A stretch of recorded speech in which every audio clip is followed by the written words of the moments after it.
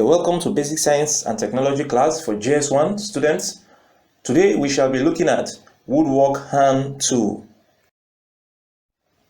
Objective of the lesson. At the end of the lesson, the student should be able to do the following. 1. State the different classes of woodwork tools we have. 2. Identify at least 2 tools each from the various classes of woodwork tool. And 3. State the uses of woodwork tool.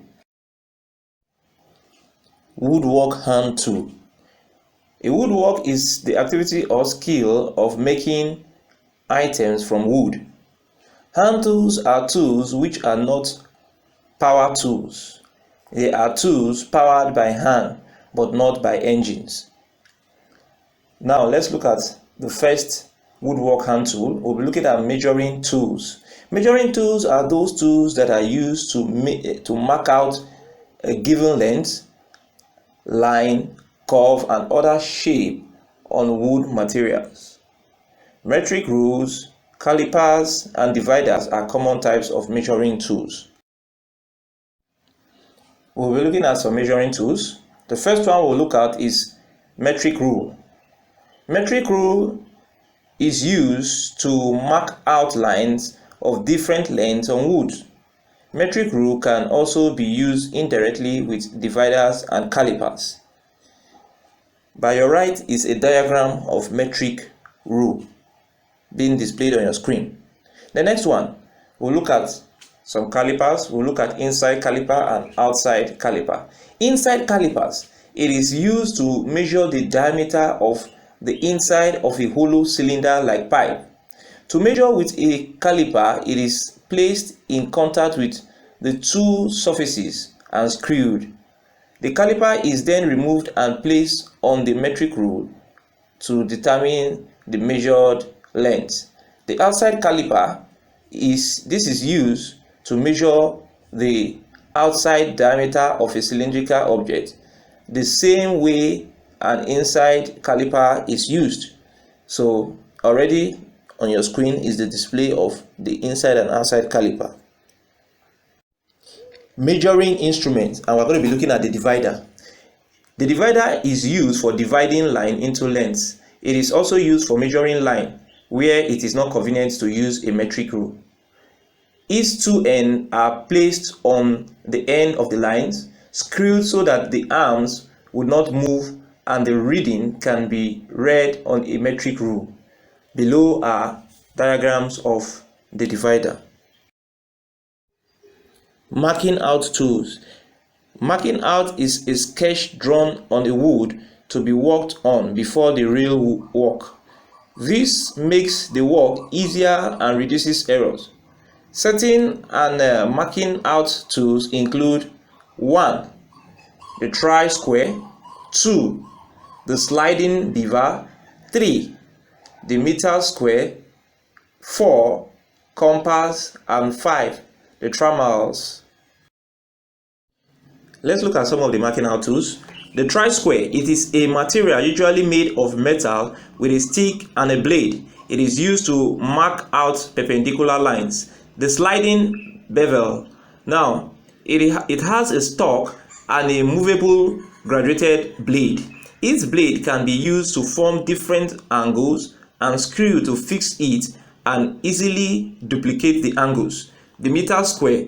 The meter square is almost similar to the bevel, but it has its own blade fixed at 45 degrees to its stock. Let's look at the pairs of compass. It is used to mark circles on wood pieces. Let's look at the trammels. A trammel is also used for making cycles, but it is used for cycles of larger radius than what the compass can handle. We can see some of the image of marking out tools. We can see the tri-square. Next, we see the sliding bevel. Next, we see the meter square. Next, we see the pair of compass. Next is the trammels and another tri-square is being displayed. Driving tools.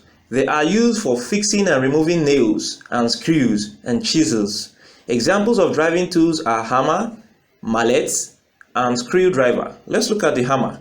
Hammers have strong and tough head made of iron and wood or metal with rubber grip handles. They are used for driving nails and screws.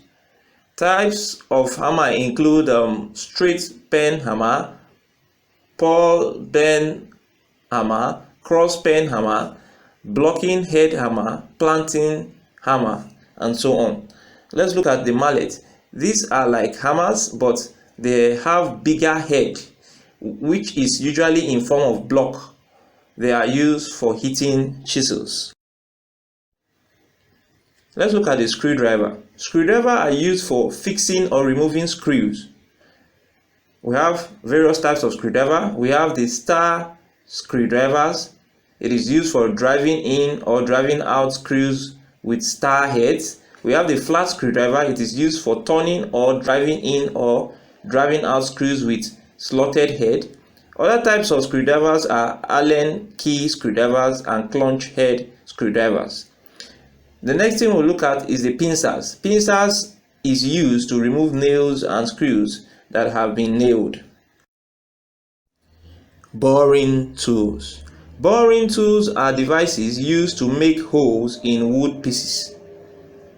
The boring tools have drills with thread-like spindle which goes into the material in a screw-like pattern. Examples of boring tools are bradawl, brace, and drills. Now, let's look at the first one, the bradawls. They are pointed devices with wooden handle and a pointed metal tip, usually pin-like or screw-like. They are used to punch holes before the bits and brace for boring. Let's look at other boring tools. We have braces. There are two types of braces, ratchet brace and wooden brace. Ratchet brace, it has four major parts. The head is usually made up of hardwood or plastic, and it is designated to fit into the hand of the user. It can rotate separately without turning the whole ratchet by applying a downward force, which helps drive the drills inward. Let's look at the crank. Crank, it is a wooden or plastic handle surrounding a rectangular metal rod. Let's look at the chunk. This is the end of the crank where the socket is fixed. And let's look at the ratchet. It is a tool fixed into the socket. The socket holds the bit. Now, let's look at wooden brace. This is very similar to the ratchet brace. The major difference is that the wooden brace is made up of wooden materials up to the socket. Let's look at bits. Bits are also called drill bits. They are threaded spindles of different size, shapes, and diameter. They are fitted into the socket and twisted to bear holes in the wood. Holding device. If the wood pieces being worked on are allowed to move out of position during the work, it can lead to accident and error. The wood pieces have to be held firmly to the workbench to avoid this. Holding devices are used for this purpose. Examples of holding devices are bench hook, bench vise, G-clamp, and sash clamp. Others are clamps and pliers. Let's look at bench vise.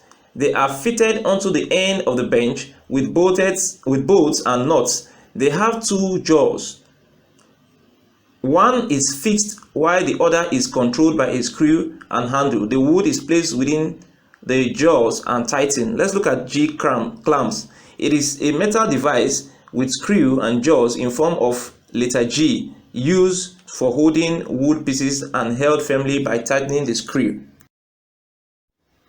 Let's look at other holding device. Bench hook. This is used to hold the wood pieces firmly to the bench for molding or rebating operations. It is used when cutting shoulders and on the workbench.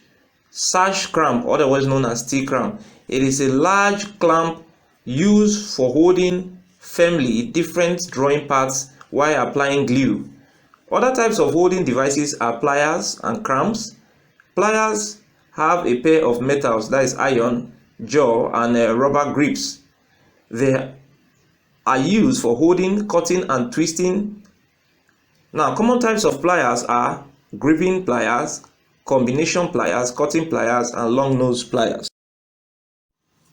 Cutting and paring tools. Cutting and paring tools are used to cut and smoothen wood pieces in the workshop. Examples of cutting tools are rib saw, cutting cut saw, tenon saw, bow saw, dovetail saw. And now let's look at saw. There are two major types of saw. We have the bench saw and the curved saw. Examples of common curved saw are coping saw and bow saw. Now, for coping saw, they are used for cutting forms of lines. Each blade is about 150 millimeters in thickness. Now, for bow saw, it is also used for drawing cutting curved lines marked on wood, but it is used for wood of about 50 millimeters thick. Still on cutting tool, let's look at bench saw. Examples of bench saw are tenon saw, rib saw, dovetail saw, and cross out saw. Tenon saw, they have a blade of about 200 millimeters to 400 millimeters, and they are used for cutting shoulder to tenon and recess on boards. For rib saw, they are used for cutting large and thick pieces of wood, and it is about 750 millimeters long. Cross out saw, similar to rib saw, but they are used to cut perpendicular to the wood grains. It is used for working on veneers.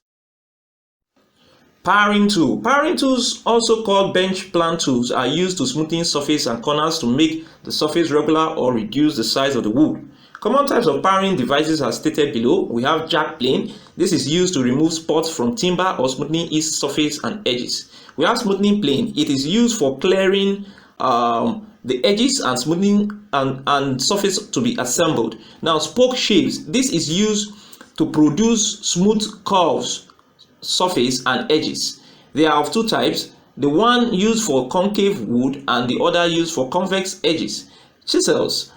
These are used with a hammer to remove wood parts in order to create holes or reduce the size of wood. Cares and maintenance of woodwork hand tool. The following are some of the ways in which we take care of the woodwork hand tools. 1. We should not expose them to heat. 2. They should be kept away from water to avoid rusting. 3. They should be sharpened periodically to enhance their performance. 4. They should be cleaned after use. 5. They should be used according to the maker's instruction. And 6. Dust carefully after use. Images of some woodwork hand tools. Let's look at the driving tools. We'll look at the image that we're displaying here is hammers and screw. The image you are seeing above is the hammer. The ones you are seeing below are the screw, such as screwdriver. Now, for boring tools, we have bradles. The image you are seeing right now are the bradles, and the other images that you are seeing below are the ratchets. For holding tools, we have the bench vise. That is the image you are seeing above. The image you are currently seeing are examples of clamps, like the G clamps that you are seeing. Hello students, this is time for evaluation question. You are to attempt the following questions. 1. What are the different classes of woodwork tools?